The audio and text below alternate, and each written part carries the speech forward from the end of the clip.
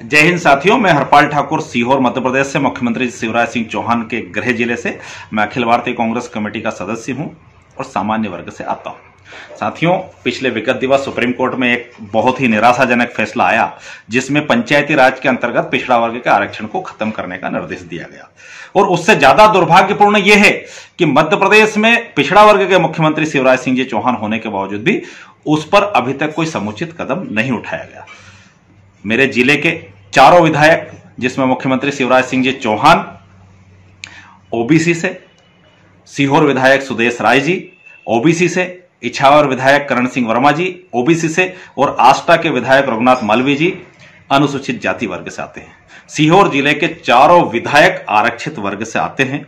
मेरा इन चारों विधायकों, जिसमें से एक मुख्यमंत्री है, उनसे यह निवेदन है कि आप लोग मुख्यमंत्री जी से कह करके एक आयोग का गठन कराइए और कांग्रेस के द्वारा दिए गए ओबीसी आरक्षण पंचायती राज संगठन राजीव गांधी जी की मंशा के अनुसार 1993 में दिग्विजय सिंह जी की सरकार के समय पर जो लागू हुआ था, उसको पुनः आप लागू कराइए और उसके लिए कानून बनाइए। जरूरत पड़े तो आप ऑर्डिनेंस लाइए। बात बात पर एक बात समझ में नहीं आती कि मोदी सरकार किसानों के खिलाफ कानून बनाने के लिए अध्यादेश लेके आ जाती है, मध्य प्रदेश सरकार रोटेशन पद्धति खत्म करने के लिए अध्यादेश लेके आ जाती है, तो फिर कोर्ट के इस निर्णय के खिलाफ ओबीसी वर्ग को आरक्षण देने के लिए क्यों मध्य प्रदेश की सरकार कोई कानून बनाने की तरफ पहल नहीं कर रही है? क्यों मोदी सरकार कोई ऑर्डिनेंस लाकर के इस कानून, इस फैसले के का विपरीत प्रभाव नहीं पड़े, उसकी समुचित व्यवस्था क्यों नहीं कर रही है? साथियों, मेरा तो निवेदन है मध्य प्रदेश के मुख्यमंत्री शिवराज सिंह जी चौहान से कि कांग्रेस ने तो ओबीसी को आरक्षण दिया था। आप 15 साल मुख्यमंत्री ओबीसी की राजनीति करते हुए हो और देश का प्रधानमंत्री गरीब का बेटा और ओबीसी का बेटा का नाम पर नरेंद्र मोदी जी प्रधानमंत्री है।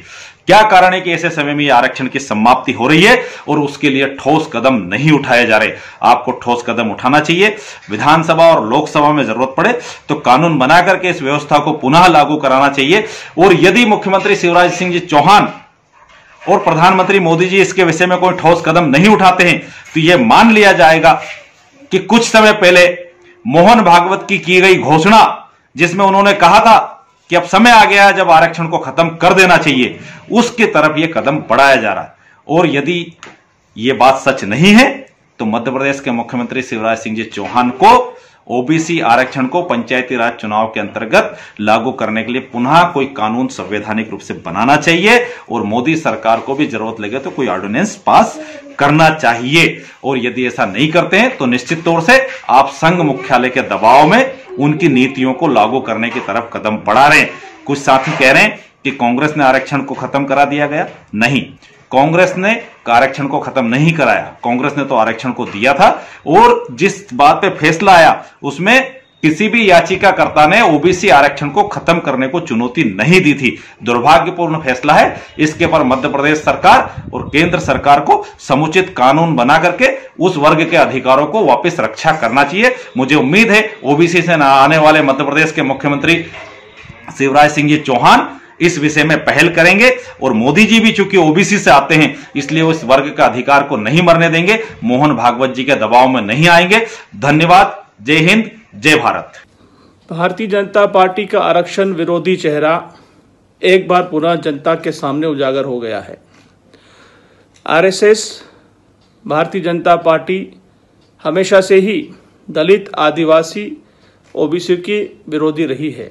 चाहे वो मध्य प्रदेश में ओबीसी वर्ग को 27% आरक्षण देने का मामला हो या पंचायत चुनाव में ओबीसी का आरक्षण समाप्त करने का मामला हो।